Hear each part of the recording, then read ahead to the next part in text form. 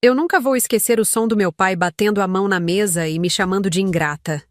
Tudo porque eu disse que não podia pagar o casamento da minha irmã. O barulho ecoou pela sala de jantar como um tiro. Minha mãe parou de mexer o açúcar no café. Minha irmã levantou os olhos do celular pela primeira vez em toda a conversa. E eu?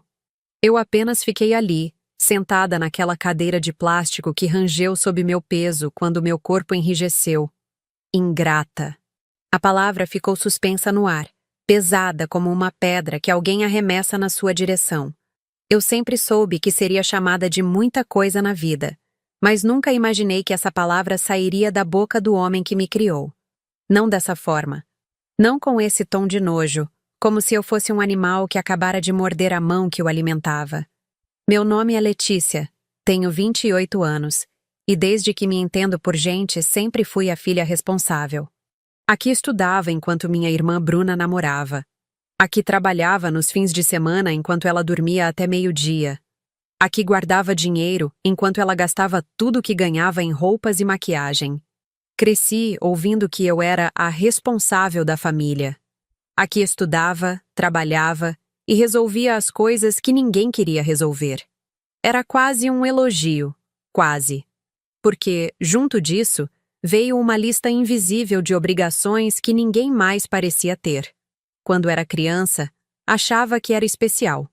A Letícia é nossa salvação, dizia minha mãe para as amigas. Ela que vai cuidar de nós quando ficarmos velhos. E eu sorria, orgulhosa de ser importante. Não sabia ainda que ser importante na minha família significava ser útil. E ser útil significava pagar. Aos 16 anos, comecei a trabalhar numa loja de roupas no centro. R$ 5 por hora, de segunda a sábado. Minha primeira conquista foi comprar um celular para mim. A segunda foi descobrir que metade do que eu ganhava já tinha destino certo. A farmácia, onde meu pai comprava os remédios para a pressão, a escola particular do meu sobrinho, a conta de internet que ninguém mais se oferecia para pagar. Eu ganhava pouco, mas era sempre a primeira a abrir a carteira. Pagava a escola do meu sobrinho quando a minha irmã atrasava. Comprava os remédios do meu pai. Mantinha a internet da casa funcionando. E mesmo assim, parecia nunca ser suficiente. Como se minha utilidade fosse a única razão de eu ser notada. Não era que eles fossem cruéis. Pelo menos não de uma forma óbvia. Era mais sutil que isso. Era meu pai suspirar quando eu dizia que não podia emprestar dinheiro. Era minha mãe falando baixinho. Ai, se sua irmã fosse como você. Era a Bruna me olhando com aquela expressão de quem sabia que eu sempre acabaria cedendo. E eu cedia. Sempre cedia. Quando Bruna engravidou aos 19 anos, adivinhe quem pagou o enxoval do bebê? Quando meu pai precisou trocar os óculos, quem foi até a ótica com ele? Quando a geladeira quebrou, quem parcelou uma nova no cartão? No fundo, eu já sabia que havia algo errado naquela dinâmica, mas dizia a mim mesma que era coisa de família. Afinal, não era isso que famílias faziam? Não era assim que demonstrávamos amor?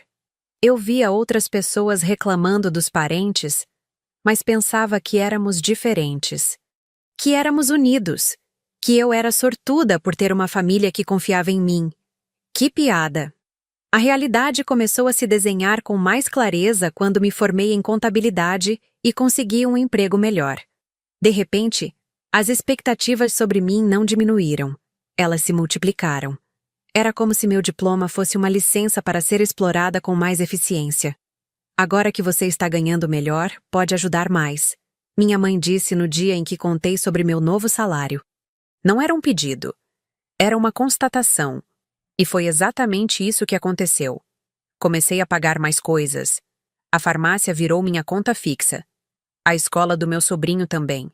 A internet, o gás, as compras extras que apareciam no meio do mês.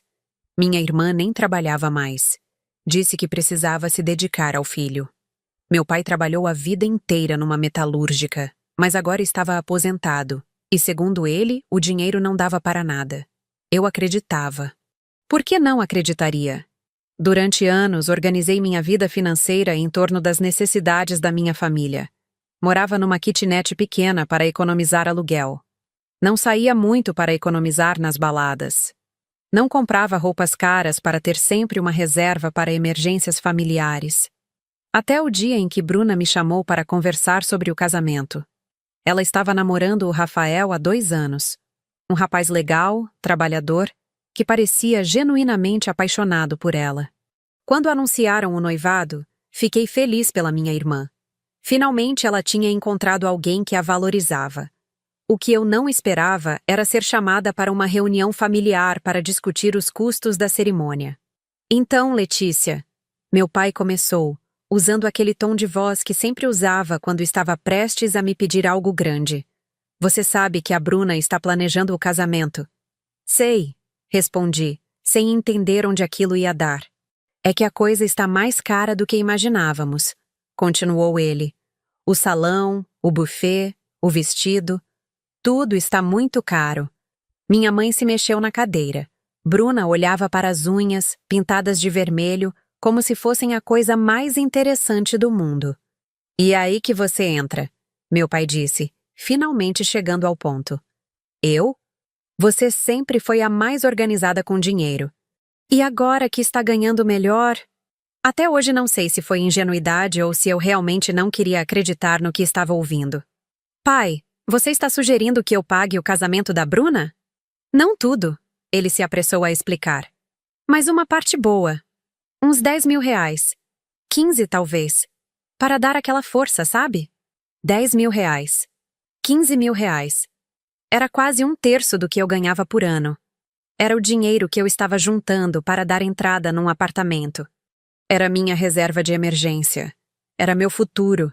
E eles estavam pedindo como se fosse um favor pequeno. Eu não sei se posso, murmurei, sentindo o estômago se contorcer. Foi aí que o silêncio desceu sobre a mesa. Um silêncio denso, carregado de expectativa frustrada. Minha mãe suspirou. Bruna franziu a testa. Meu pai juntou as sobrancelhas. Como assim não pode? Ele perguntou, e havia algo perigoso na sua voz. Pai, é muito dinheiro. Eu estou juntando para... Para quê? Você não tem filho. Não tem marido. Para que você precisa de tanto dinheiro guardado? A pergunta me acertou como um soco. Para que eu precisava de dinheiro? Para ter segurança. Para ter independência. Para ter uma vida própria. Mas como explicar isso para pessoas que sempre viram minha vida como secundária à família? Eu tenho meus planos, disse, tentando manter a voz firme. Que planos? Bruna finalmente falou, com aquele tom irritado que sempre usava quando não conseguia o que queria.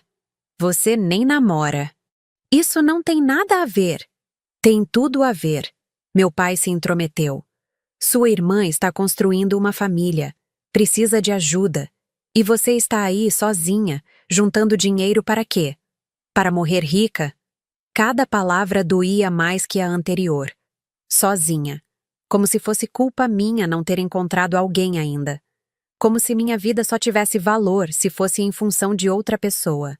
Pai, eu entendo que é importante para ela, mas eu realmente não posso. É muito dinheiro. Até o dia em que me pediram para bancar o casamento da minha irmã, como se fosse a coisa mais natural do mundo. E foi nessa hora que meu pai bateu a mão na mesa. A primeira vez que falei, não posso, o silêncio foi tão pesado quanto um golpe. A minha mãe abaixou os olhos como se eu estivesse cometendo um crime. Minha irmã revirou os olhos, irritada.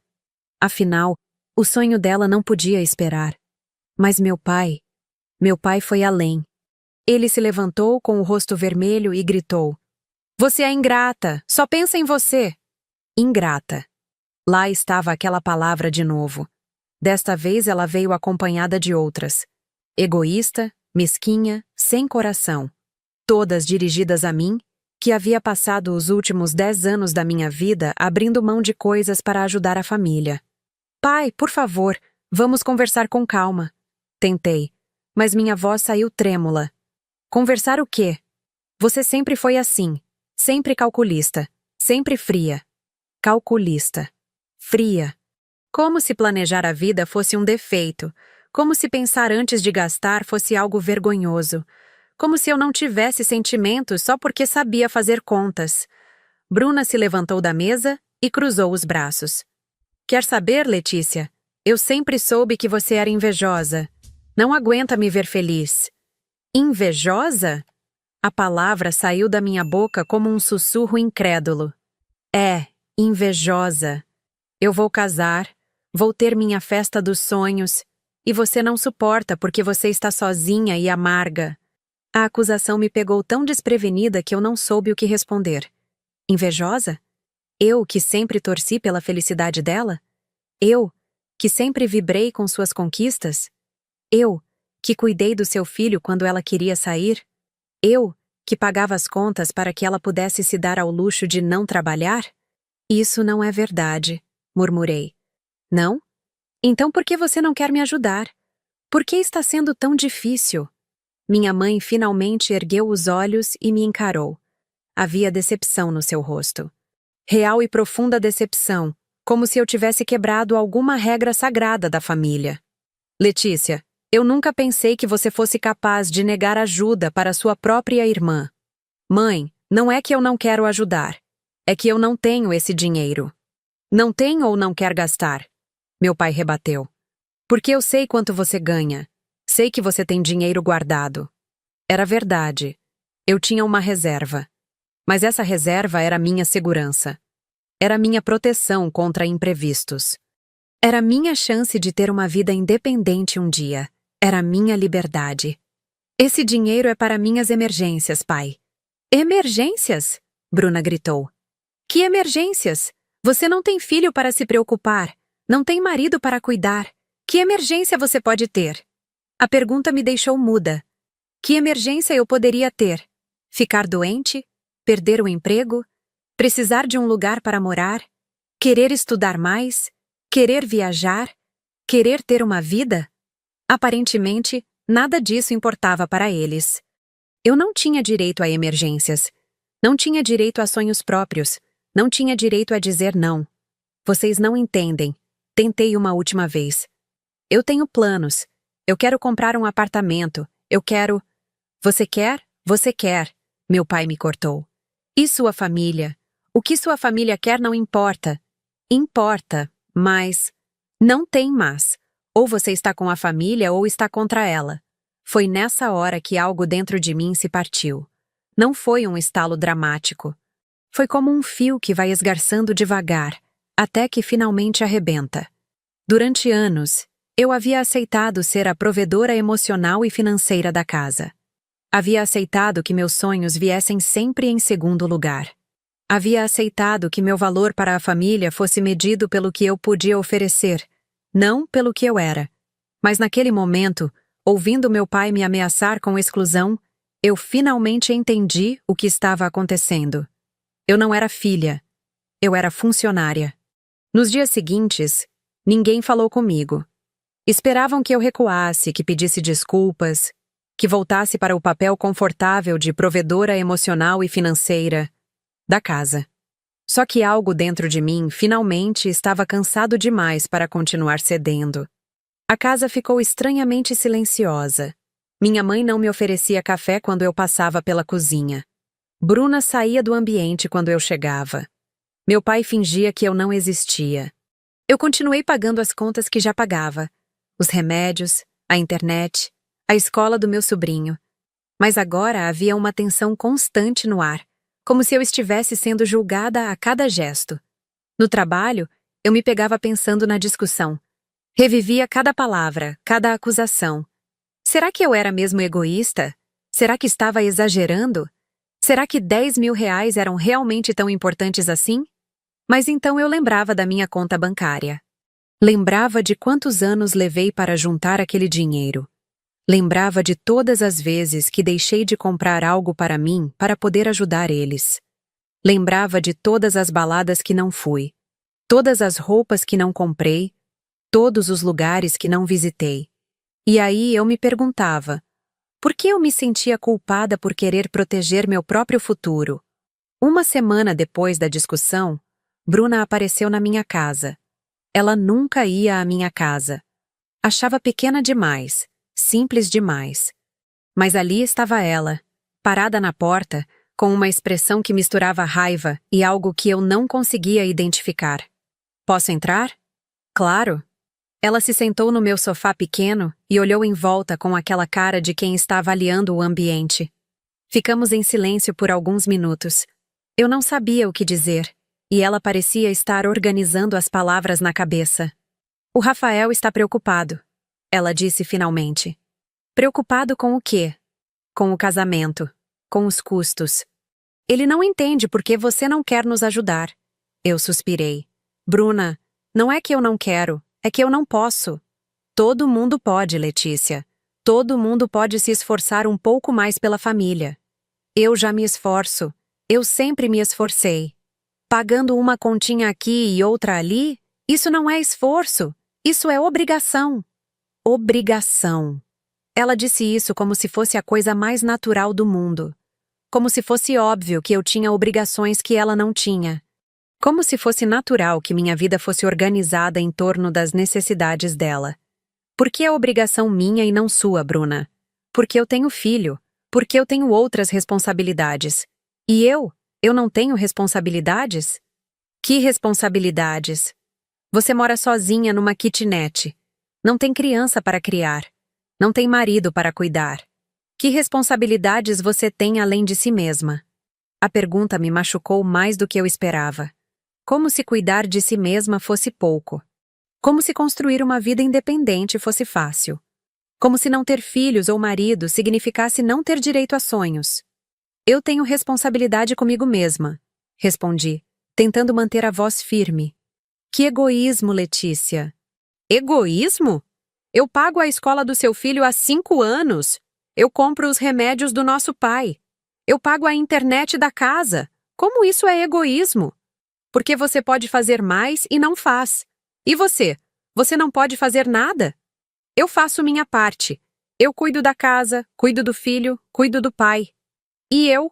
Quem cuida de mim? A pergunta ficou no ar entre nós duas. Bruna me olhou como se eu tivesse feito uma pergunta absurda. Como se a resposta fosse óbvia. Ninguém. Ninguém precisava cuidar de mim porque eu era a forte, a independente, a que não precisava de ajuda. Você sempre foi mais forte, ela disse, como se isso explicasse tudo. Você sempre soube se virar. E daí? Porque ser forte significa ter que carregar todo mundo nas costas? Não é carregar. É família. Família deveria ser mão dupla, Bruna. É mão dupla. Você ajuda financeiramente, e nós damos carinho.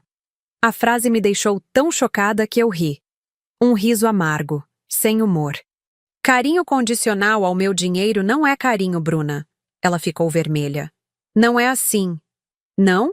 Então, por que vocês pararam de falar comigo quando eu disse que não podia pagar o casamento? Bruna se levantou, irritada. Porque você está sendo difícil. Porque está sendo egoísta. Eu estou sendo honesta. Honesta? Honesta seria admitir que você tem dinheiro e não quer gastar conosco. Eu tenho dinheiro sim. Dinheiro que eu juntei trabalhando. Dinheiro que é meu por direito. Por direito? Ela me olhou como se eu tivesse falado em língua estrangeira. Família não é sobre direitos, Letícia. É sobre amor. Amor não deveria doer tanto. Bruna parou na porta e se virou para mim. Havia algo diferente no seu rosto. Algo mais frio. Saiba que você está magoando muita gente com essa sua atitude. Não. Depois que ela foi embora, eu fiquei sentada no meu sofá pequeno, na minha kitnet pequena, pensando na vida pequena que eu havia construído para poder sustentar os sonhos grandes da minha família. E pela primeira vez, eu me perguntei, quando foi que eu comecei a acreditar que meu valor estava no que eu podia dar, e não no que eu era? As semanas seguintes foram as mais tensas da minha vida. A cada encontro familiar, eu sentia o peso dos olhares reprovadores. Não eram olhares de raiva explícita, eram piores. Eram olhares de decepção, de quem havia perdido a esperança em mim. Minha mãe desenvolveu uma técnica particularmente dolorosa de me ignorar sem me ignorar completamente. Ela respondia quando eu falava, mas com monossílabos. Oferecia comida para todo mundo, menos para mim. Contava novidades da vizinhança como se eu não estivesse presente. O filho da Dona Maria passou em medicina. Ela disse durante um almoço de domingo, olhando para Bruna. Que orgulho a mãe deve estar sentindo. Ter um filho que retribui tudo o que ela fez por ele. A indireta era tão óbvia que doía. Bruna concordou com a cabeça, me lançando um olhar significativo. É verdade. É tão bonito quando os filhos são gratos. Gratos. Lá estava aquela palavra de novo. Como se gratidão fosse sinônimo de submissão financeira. Como se amor fosse uma dívida que nunca poderia ser quitada. Meu pai havia adotado uma abordagem diferente. Ele simplesmente fingia que eu não existia. Não me cumprimentava quando chegava. Não respondia quando eu fazia perguntas diretas. Quando precisava se referir a mim, falava na terceira pessoa, mesmo estando na minha frente. Fala para ela que o remédio acabou. Ele disse para minha mãe numa manhã, quando eu estava literalmente sentada na mesa do café com eles. Era uma humilhação constante e deliberada. E o pior é que estava funcionando. Eu me sentia culpada. Me sentia pequena. Me sentia errada. No trabalho, eu tentava me concentrar. Mas minha mente sempre voltava para casa. Será que eu estava sendo exagerada? Será que 10 mil reais eram realmente tão importantes? Será que eu deveria ceder, pelo bem da paz familiar? Foi durante uma dessas crises de consciência que minha colega, Marina, notou meu estado. Você está bem? Parece preocupada. Marina trabalha comigo há 3 anos. É uma mulher prática, direta, sem papas na língua. Normalmente eu não misturo vida pessoal com trabalho, mas naquele dia eu precisava falar com alguém. Contei tudo para ela. A história do casamento, o pedido de dinheiro, a discussão, o silêncio que se seguiu. Ela me ouviu sem interromper, apenas balançando a cabeça em alguns momentos. Deixa eu ver se entendi. Ela disse quando terminei. Eles querem que você pague o casamento da sua irmã, que nem trabalha? Ela cuida do filho. E o pai da criança? Ele não pode contribuir para o próprio casamento? A pergunta me pegou desprevenida. Eu nunca havia pensado no Rafael nessa equação. Ele estava presente nas discussões, mas sempre concordando com o que a família decidia. Como se o casamento fosse responsabilidade exclusiva da família da noiva. Ele concorda que eu deveria ajudar. Claro que concorda. Marina disse com ironia. Quem não iria querer um casamento pago pelos outros? Não é assim, é mais complicado. É? Como é, então? Tentei explicar a dinâmica da minha família. Como eu sempre fui a responsável. Como eles contavam comigo. Como era natural que eu contribuísse mais. Marina me ouviu pacientemente e então fez uma pergunta simples que mudou tudo. E quando foi a última vez que eles contribuíram para alguma coisa sua? Fiquei em silêncio, tentando lembrar. Quando foi mesmo? Quando foi a última vez que alguém da minha família se ofereceu para me ajudar com alguma coisa? Quando me formei na faculdade, eles foram à formatura, mas eu paguei tudo sozinha. A mensalidade, os livros, o transporte. Quando mudei para minha kitnet, carreguei as caixas sozinha. Quando fiquei doente no ano passado e perdi uma semana de trabalho, ninguém se ofereceu para comprar nenhum remédio. Não consigo lembrar, admiti. E você acha isso normal?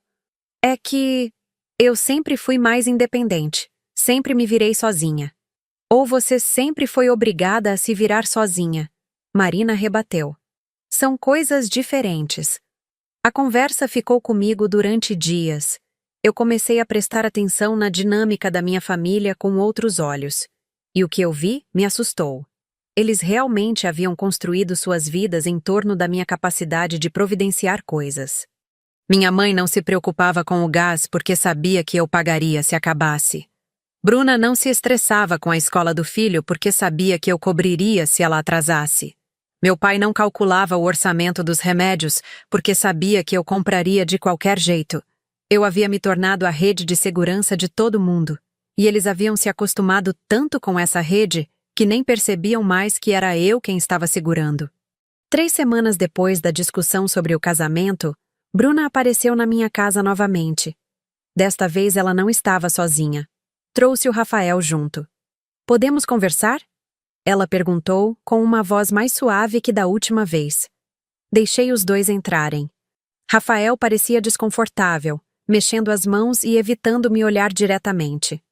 Rafael quer falar com você, Bruna disse, empurrando o noivo para frente. Ele pigarreou algumas vezes antes de começar. Letícia, eu queria te pedir desculpas se você se sentiu pressionada. Se eu me senti? Repeti. A frase era quase ofensiva na sua imprecisão.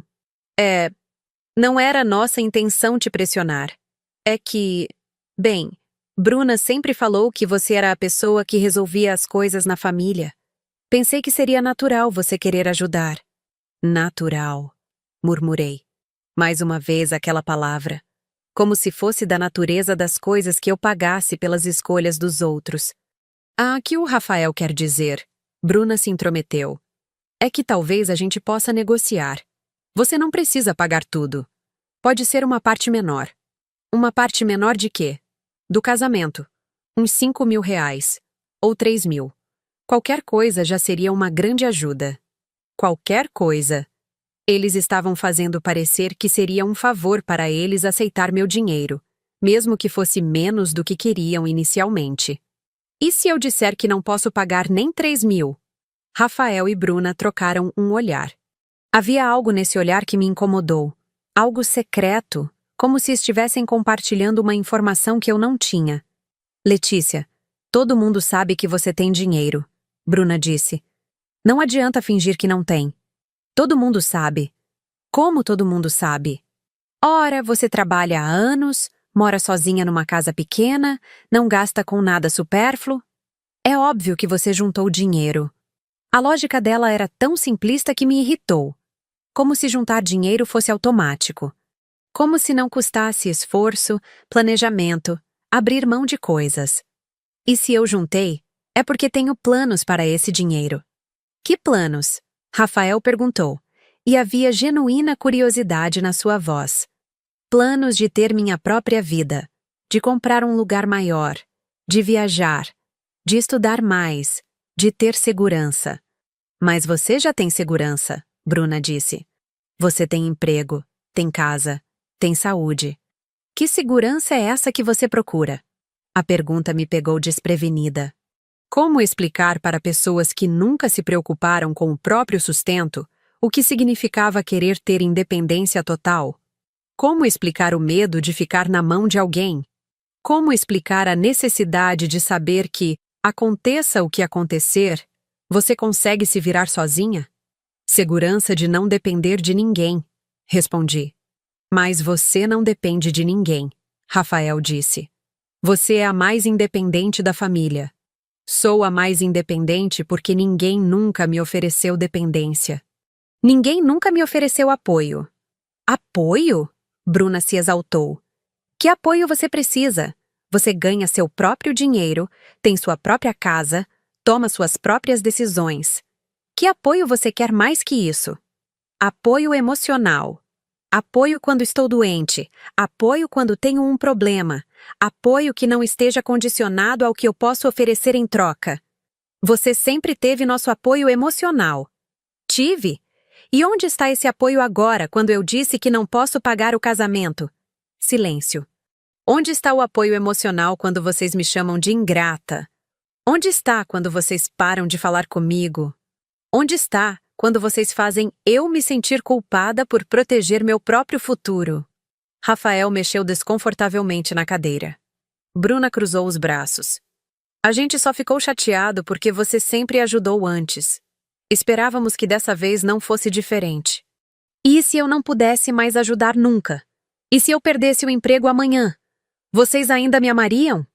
A pergunta ficou no ar sem resposta. E nesse silêncio, eu finalmente entendi algo que havia estado tentando ignorar há semanas. Eles me amavam pelo que eu fazia, não pelo que eu era. Vocês precisam ir, eu disse levantando da cadeira. Preciso pensar. Pensar no quê? Bruna perguntou. Em muita coisa. Depois que eles saíram, eu sentei no meu sofá e chorei. Não por tristeza exatamente, mas por um alívio estranho, como se finalmente tivesse colocado nome numa dor que carregava há anos sem saber identificar. Eu estava cansada de ser útil. Estava cansada de ser forte. Estava cansada de ser a pessoa que todos procuravam quando precisavam de alguma coisa, mas que ninguém procurava quando eu é que precisava de alguma coisa. E pela primeira vez na vida, eu me permiti imaginar como seria se eu parasse de fazer tudo isso. Se eu simplesmente dissesse não e mantivesse minha posição. Se eu protegesse meu dinheiro, meus sonhos, meu futuro. Será que eles ainda me amariam? Será que eu descobriria que nunca me amaram de verdade? A ideia me apavorava e, ao mesmo tempo, me libertava.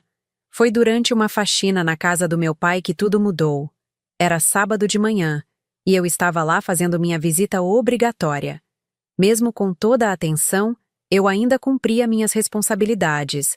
Pagava os remédios, verificava se estava tudo bem, ajudava com as tarefas domésticas. Era como se eu estivesse presa numa rotina que não conseguia quebrar, mesmo sabendo que ela me machucava. Meu pai havia saído para comprar jornal. Minha mãe estava lavando roupa no quintal. Eu estava organizando o quarto dele, que sempre ficava uma bagunça com papéis espalhados por toda parte. Contas, receitas médicas, recortes de jornal, panfletos de farmácia. Foi quando encontrei um envelope amassado dentro da gaveta da cômoda. Normalmente eu não mexo em papéis pessoais, mas o envelope estava meio aberto e consegui ver que havia um carimbo do banco. Pensei que fosse alguma conta que ele havia esquecido de me mostrar. Algum problema que eu precisaria ajudar a resolver. Era o extrato bancário dele. Primeiro achei que estava vendo errado. Mas não. Ali estavam depósitos mensais que eu nunca soube que ele recebia. Entradas feitas pela minha irmã. E uma sequência interminável de gastos supérfluos. Bares, almoços caros, presentes para amigos, viagens de fim de semana. Meu pai não só tinha dinheiro. Ele tinha muito mais do que eu imaginava. Fiquei parada ali, segurando o papel, tentando processar o que estava vendo. As mãos tremiam tanto que quase deixei o extrato cair. R$ 3.500 de aposentadoria. R$ 1.200 que Bruna depositava mensalmente. R$ 800 de algum investimento que eu desconhecia completamente. Mais de R$ 5.000 por mês. Eu ganhava 4.600. Meu pai, que sempre reclamava que o dinheiro não dava para nada, que sempre suspirava quando precisava comprar remédio, que sempre aceitava minha ajuda como se fosse um favor imenso que eu estava fazendo. Meu pai ganhava mais que eu. E os gastos? Meu Deus, os gastos. R$ 300 no bar do seu Joaquim numa única semana. R$ 500 em presentes para os amigos no mês passado. R$ 200 numa churrascaria cara. R$ 150 num passeio que ele fez com os colegas da aposentadoria. Enquanto isso, eu me apertava para comprar os remédios dele. Eu economizava no mercado para poder pagar a escola do meu sobrinho. Eu morava numa kitnet pequena e não saía para lugar nenhum para ter sempre dinheiro disponível para as emergências da família. Letícia, onde você está? A voz do meu pai me fez pular. Rapidamente guardei o extrato de volta na gaveta, exatamente como estava, e saí do quarto. Estou aqui, pai. Estava organizando suas coisas. Ele me olhou com suspeita por um momento, mas depois apenas resmungou algo sobre o calor e foi beber água na cozinha. Eu terminei a faxina no piloto automático. Minha mente estava completamente ocupada tentando entender o que acabara de descobrir. Bruna depositava dinheiro na conta dele? Desde quando? Por que ela nunca me contou? E mais importante, por que ela fazia isso se estava sempre reclamando que não tinha dinheiro para as próprias coisas? As peças do quebra-cabeça começaram a se encaixar lentamente, e a imagem que se formava me deixava enjoada. Meu pai tinha dinheiro. Bruna tinha dinheiro suficiente para ajudá-lo mensalmente. E mesmo assim, eles haviam me pedido para pagar um casamento de R$ 15.000 como se fosse minha obrigação. Não era falta de dinheiro. Era comodismo. Era usar minha boa vontade como um recurso financeiro gratuito e inesgotável. Quando cheguei em casa, eu estava passando mal. Literalmente. Sentia náusea, tontura. Aquela sensação de quando você descobre que foi enganado por muito tempo. Liguei para o trabalho e disse que estava doente. Não era mentira. Passei o fim de semana inteiro pensando, repassando cada situação, cada pedido de ajuda, cada vez que abri minha carteira sem questionar. Quantas vezes meu pai fingiu não ter dinheiro para algo que eu poderia pagar? Quantas vezes Bruna chorou dizendo que estava difícil enquanto depositava mais de R$ 1.000 na conta do nosso pai? Segunda-feira de manhã, eu não consegui trabalhar direito. Marina notou meu estado e perguntou o que estava acontecendo. Descobri que minha família tem mais dinheiro que eu. Respondi simplesmente. Como assim? Contei sobre o extrato, sobre os depósitos, sobre os gastos supérfluos.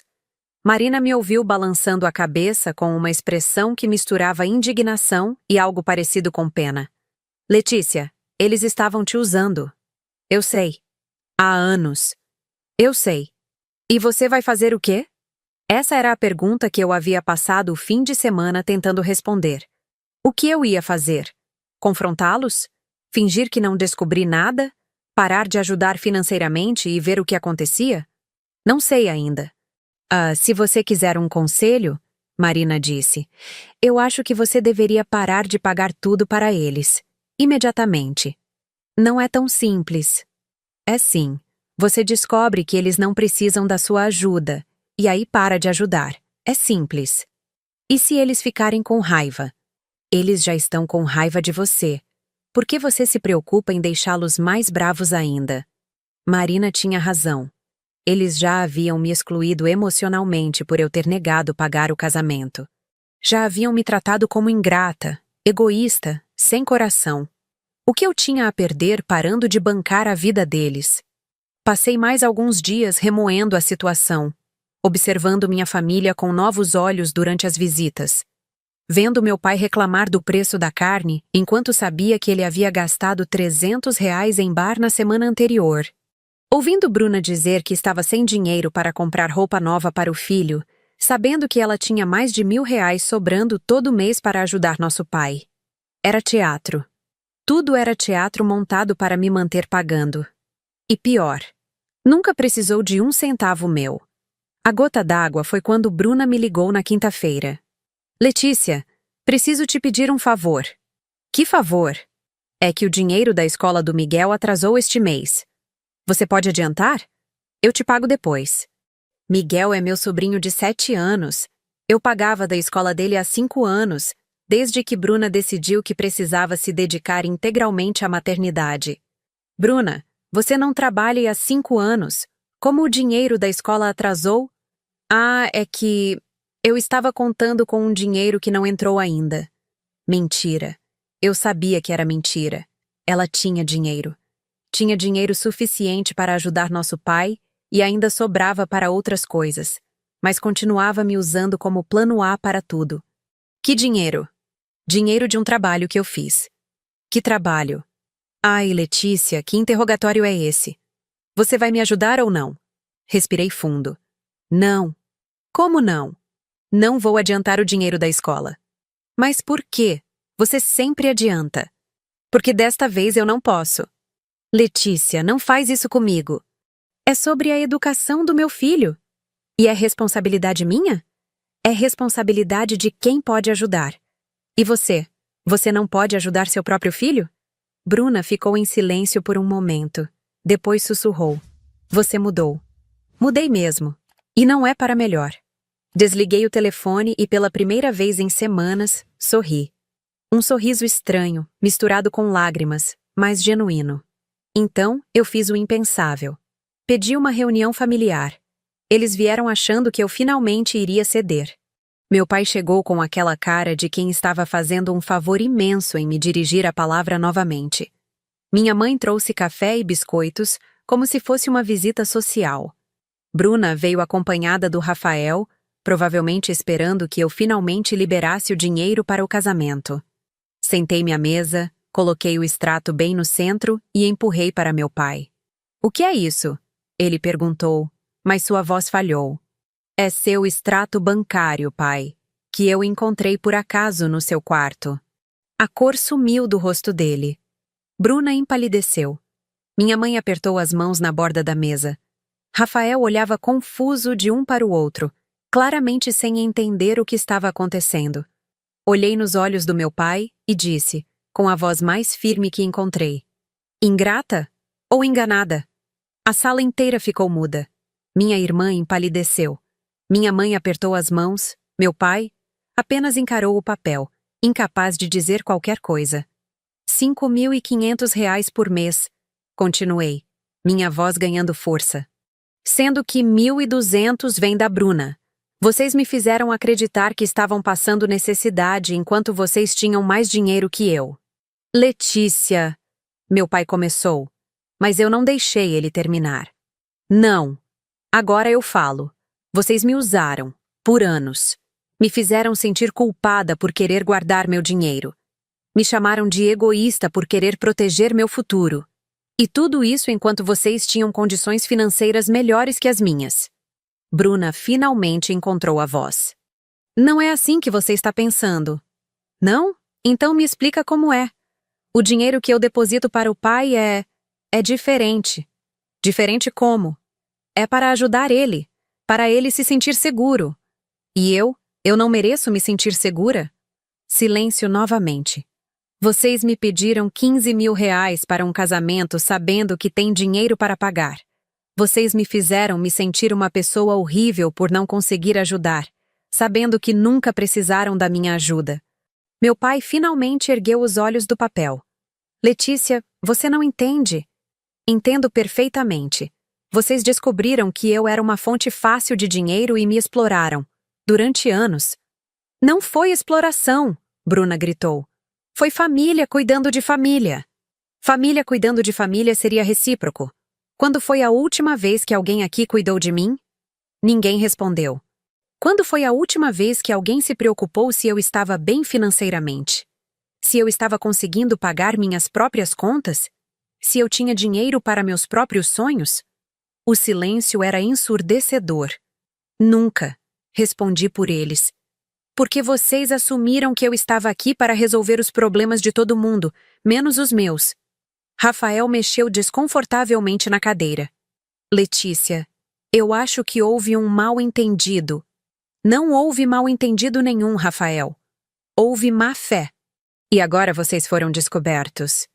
Meu pai tentou se explicar, mas suas palavras saíram atropeladas, confusas. Letícia, você está interpretando errado. Esse dinheiro, ele tem destino certo. É para emergências. Emergências como gastar R$ 300 em bar numa semana? Ele ficou vermelho. Como você sabe disso? Está tudo aí no extrato, pai. 300 no bar do seu Joaquim. 500 em presentes. 200 na churrascaria. Enquanto isso, eu me apertava para comprar seus remédios. Os remédios são caros. E os presentes para seus amigos? Também são necessários? Bruna se intrometeu, tentando controlar a situação. Letícia, você está exagerando. Todo mundo tem direito a alguns gastos supérfluos. Todo mundo? Eu tenho esse direito? Porque, pelo que me lembro, quando eu disse que queria guardar dinheiro para meus sonhos, vocês me chamaram de egoísta. É diferente. Por que é diferente, Bruna? Por que meu pai pode gastar R$ 300 em bar? Você pode depositar mais de R$ 1.000 na conta dele todo mês, mas eu não posso guardar dinheiro para comprar um apartamento? Porque você sempre foi mais responsável, minha mãe disse, falando pela primeira vez desde que o extrato apareceu na mesa. Você sempre soube lidar melhor com dinheiro. Então, por que eu sei lidar melhor com dinheiro, eu tenho que abrir mão dos meus sonhos para sustentar os de vocês? Não é sustentação, meu pai murmurou. É colaboração familiar. Colaboração? Eu ri, mas não havia humor na minha risada. Colaboração pressupõe que todos contribuem. O que vocês contribuem para mim, pai? Ele olhou para baixo, sem resposta. Bruna, o que você contribui para a minha vida, além de me pedir dinheiro constantemente? Ela cruzou os braços, irritada. Eu contribuo com carinho, com presença, com família. Carinho que desaparece no momento em que eu digo não? Presença que vira ausência quando eu não posso pagar algo? Família que me exclui quando eu priorizo o meu próprio futuro? Rafael mexeu na cadeira, visivelmente desconfortável. Talvez seja melhor eu ir embora e deixar vocês resolverem isso em família. Não, eu disse, olhando diretamente para ele. Você fica. Você também faz parte disso. Você também concordou que era natural eu pagar seu casamento. É que... Bruna sempre falou que você gostava de ajudar a família. Gostava? Ou era obrigada? Ninguém te obrigava a nada. Bruna explodiu. Você sempre ajudou porque quis. Eu sempre ajudei porque me fizeram acreditar que era minha responsabilidade. Porque me fizeram sentir culpada quando pensava em dizer não. Porque vocês construíram uma dinâmica onde meu valor na família estava diretamente relacionado com o que eu podia oferecer financeiramente. Minha mãe suspirou. Letícia, você está sendo dramática. Dramática? A palavra me atingiu como um tapa. Mãe, vocês me fizeram acreditar que estava ajudando uma família necessitada, enquanto na verdade estava sustentando o estilo de vida de pessoas que tinham mais dinheiro que eu. Isso é fraude emocional. Não exagera, Bruna disse. Ninguém te enganou propositalmente. Não? Então por que vocês esconderam que pai ganha R$ 5.500 por mês? Por que nunca mencionaram que você tem dinheiro suficiente para ajudá-lo mensalmente? Porque não era da sua conta. Não era da minha conta. Mas pagar as contas de vocês era responsabilidade minha? O silêncio que se seguiu foi denso, carregado. Eu podia ouvir o relógio da parede marcando os segundos. Podia ouvir minha própria respiração, acelerada pela adrenalina do confronto. Meu pai finalmente ergueu os olhos do extrato. O que você quer, Letícia? Eu quero honestidade. Quero que vocês admitam que me usaram. A gente não te usou, ele disse, mas sua voz estava sem convicção. Usaram sim. Vocês descobriram que eu era generosa e transformaram minha generosidade em obrigação. Descobriram que eu me importava com a família e usaram isso para me manipular financeiramente.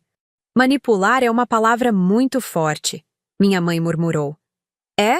Vocês não me fizeram sentir culpada por querer guardar meu dinheiro? Não me chamaram de egoísta por priorizar meu futuro? Não me excluíram emocionalmente quando eu disse não? Se isso não é manipulação, o que é?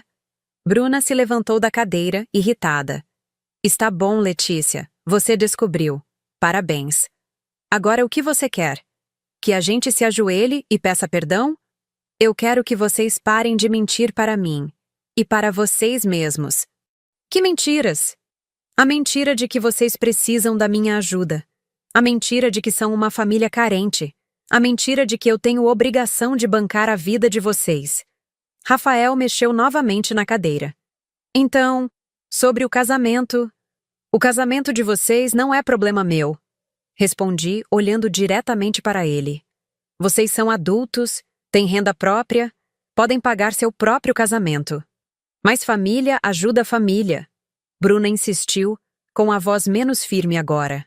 Família ajuda família, concordei. Mas vocês nunca me ajudaram. Vocês apenas receberam ajuda. Há uma diferença enorme entre essas duas coisas. Meu pai suspirou profundamente. Letícia, talvez a gente tenha se acostumado mal. Se acostumado mal? Repeti as palavras dele. Pai, vocês me exploraram por anos. Não foi um costume ruim. Foi uma escolha consciente de usar minha boa vontade. Não foi consciente. Ele murmurou. Não? Vocês nunca pararam para pensar como eu conseguia sempre ter dinheiro disponível para ajudá-los? Nunca se perguntaram que tipo de vida eu levava para poder estar sempre pronta para resolver os problemas de todo mundo? Silêncio. Nunca se perguntaram por que eu morava numa kitnet pequena, por que eu não viajava, por que eu não saía, por que eu não comprava coisas para mim. Mais silêncio. Vocês sabiam. No fundo, vocês sabiam que eu estava sacrificando minha vida para sustentar a de vocês. E fingiram que não sabiam porque era conveniente. Minha mãe começou a chorar baixinho. A gente só queria... A gente sempre pensou que você gostava de nos ajudar. E eu gostava. Mas vocês transformaram algo que eu fazia por amor em algo que eu era obrigada a fazer por culpa. Levantei da cadeira e caminhei até a janela. Lá fora, a vida seguia normal. Carros passando, crianças brincando, pessoas indo e vindo. E ali dentro, na sala da minha infância, eu estava finalmente enfrentando uma verdade que havia evitado por anos.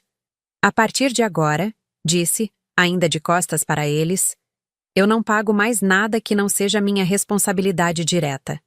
O que isso significa? Bruna perguntou. Virei para encará-los. Significa que não pago mais a escola do Miguel, não compro mais os remédios do pai, não pago mais a internet da casa, não adianto mais dinheiro para emergências que não são emergências. Mas e se a gente realmente precisar? Minha mãe perguntou com a voz chorosa. Vocês vão se virar, como adultos responsáveis fazem. E se não conseguirmos? Conseguem sim. Vocês têm mais dinheiro que eu. O que falta é vontade de assumir as próprias responsabilidades. Meu pai ainda olhava para o extrato nas suas mãos. E nossa relação? Como fica? Nossa relação vai precisar ser construída de novo, baseada na verdade desta vez. E se a gente não conseguir? A pergunta dele me pegou desprevenida. Era uma possibilidade real. Era possível que nossa relação familiar não sobrevivesse sem a dinâmica da dependência financeira. Então, pelo menos, vamos descobrir se vocês realmente me amam ou se amam apenas o que eu posso fazer por vocês. Bruna soluçou. Como você pode dizer uma coisa dessas? Como eu posso não dizer?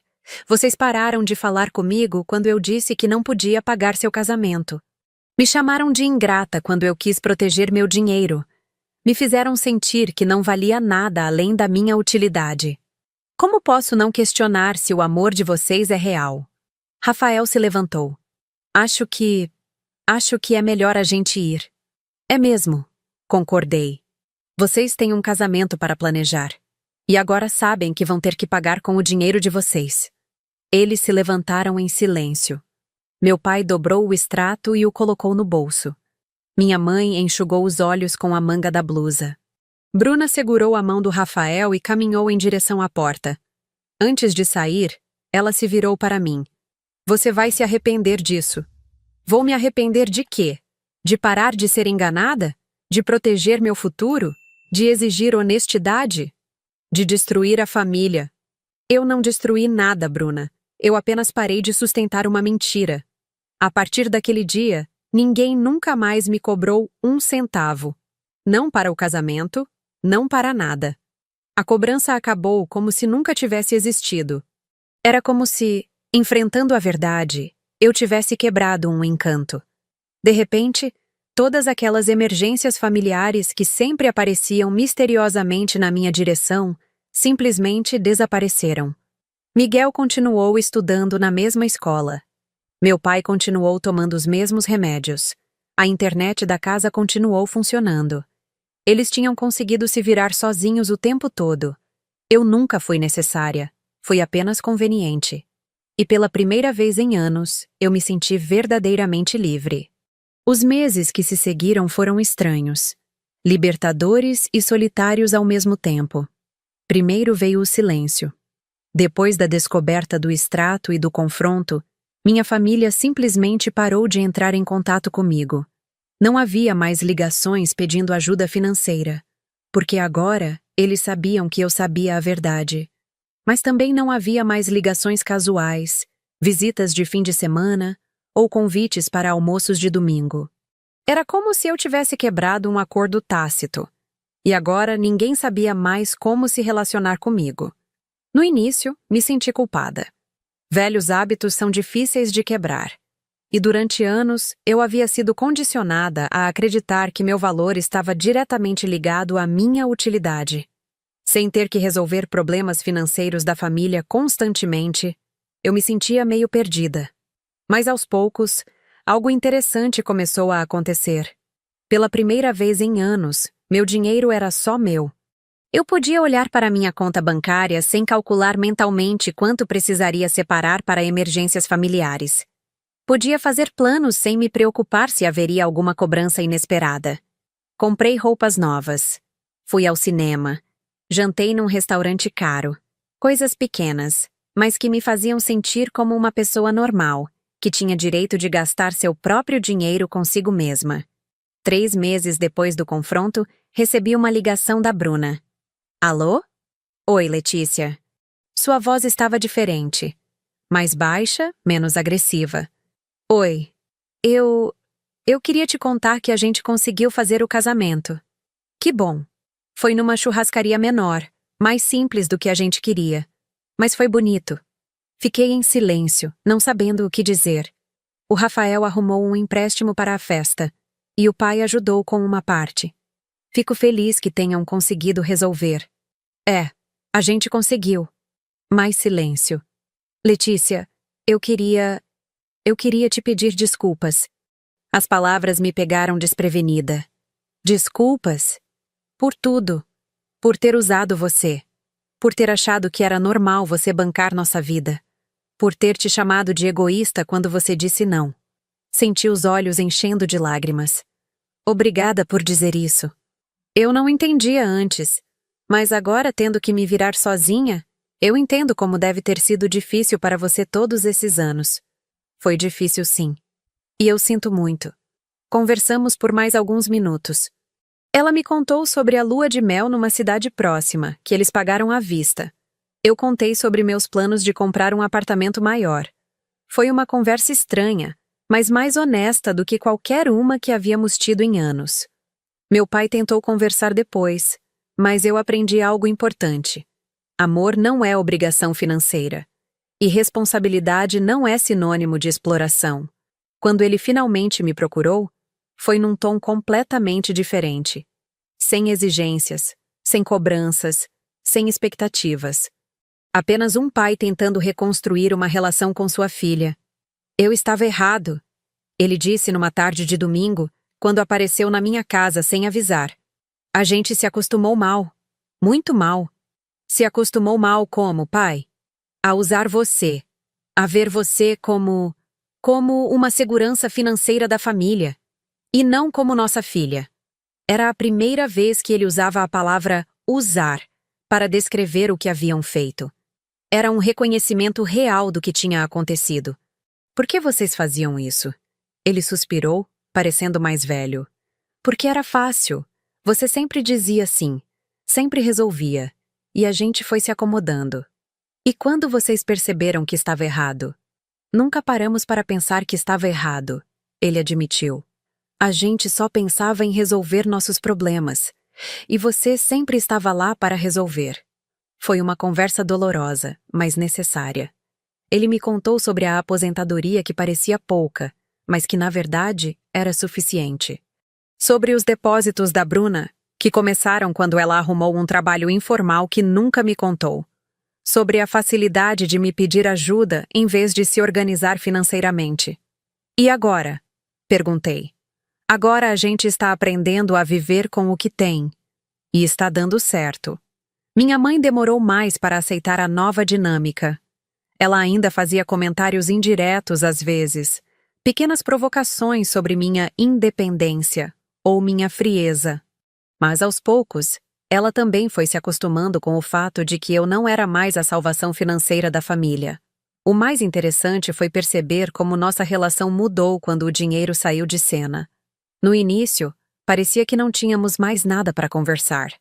Eu estava tão acostumada a ser procurada para resolver problemas que não sabia como interagir com eles fora desse contexto. Mas lentamente, fomos encontrando outros assuntos. Bruna me contava sobre a adaptação ao casamento. Meu pai falava sobre os amigos da aposentadoria. Minha mãe dividia comigo suas preocupações com a saúde dos vizinhos. Eram conversas superficiais no início, mas eram honestas. Ninguém estava fingindo precisar de mim para ter uma desculpa de me procurar. E eu não estava mais na defensiva, esperando o pedido de ajuda que invariavelmente vinha. 6 meses depois do confronto, consegui finalmente dar entrada no apartamento que sempre quis.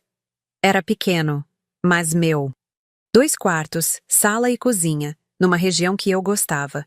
Quando contei para minha família, a reação foi completamente diferente da que eu esperava. Que orgulho, Bruna disse, e parecia genuína. Você conseguiu o que queria. Parabéns, filha, meu pai disse. Você mereceu. Era a primeira vez em anos que eles celebravam uma conquista minha sem tentar descobrir como ela poderia beneficiá-los. Na mudança, para minha surpresa, eles apareceram para ajudar. Meu pai carregou caixas, mesmo com as costas doloridas. Bruna trouxe lanche. Minha mãe organizou a cozinha. Foi um dia estranho e bonito. Estranho porque era a primeira vez que eles estavam me ajudando com alguma coisa, sem eu ter pedido. Bonito porque senti, pela primeira vez em muito tempo, que éramos realmente uma família. A casa ficou linda, minha mãe disse quando terminamos. Obrigada. E você parece mais feliz. Pensei na frase dela durante dias. Eu estava mais feliz? Era difícil dizer. Estava mais leve, certamente. Mais em paz comigo mesma. Mais dona da minha própria vida. Hoje, quando lembro de tudo, apenas sorrio de leve. Nossa relação ainda está se reconstruindo. Não é perfeita. E talvez nunca seja. Há feridas que precisam de tempo para cicatrizar completamente. Há confiança que precisa ser reconquistada dos dois lados. Mas é uma relação baseada na verdade agora. Eles sabem que não podem me manipular financeiramente. Eu sei que eles são capazes de cuidar de si mesmos. E todos nós sabemos que, se quisermos estar juntos, tem que ser por escolha, não por necessidade. Eles finalmente entenderam quem eu sou e quem eu nunca mais vou ser. Eu não sou a salvação financeira da família. Não sou a pessoa que resolve todos os problemas. Não sou uma conta bancária com pernas. Eu sou filha, irmã, pessoa. Tenho direito aos meus sonhos, aos meus planos, ao meu dinheiro. Tenho direito de dizer não. Tenho direito de ser amada pelo que sou, não pelo que posso oferecer. E o mais importante, tenho direito de proteger meu próprio futuro sem me sentir culpada por isso. A descoberta do extrato bancário foi dolorosa, mas também foi libertadora, porque me mostrou que eu estava certa em confiar nos meus instintos. Havia algo errado naquela dinâmica familiar. Eu estava sendo usada. E quando finalmente tive coragem de enfrentar essa verdade, descobri algo que me surpreendeu. Eu era mais forte do que imaginava. Eu não precisei levantar a voz. A verdade falou por mim. E hoje, morando no meu apartamento próprio, planejando viagens com meu dinheiro, construindo a vida que sempre quis, eu sei que tomei a decisão certa. Porque amor de verdade não vem com cobrança. Família de verdade não te explora. E quem realmente se importa com você, vai entender quando você disser não. Se conseguir ajudar alguém que está passando por algo parecido com essa história, me conte nos comentários. Às vezes a coragem de uma pessoa pode inspirar outras a também buscarem sua liberdade.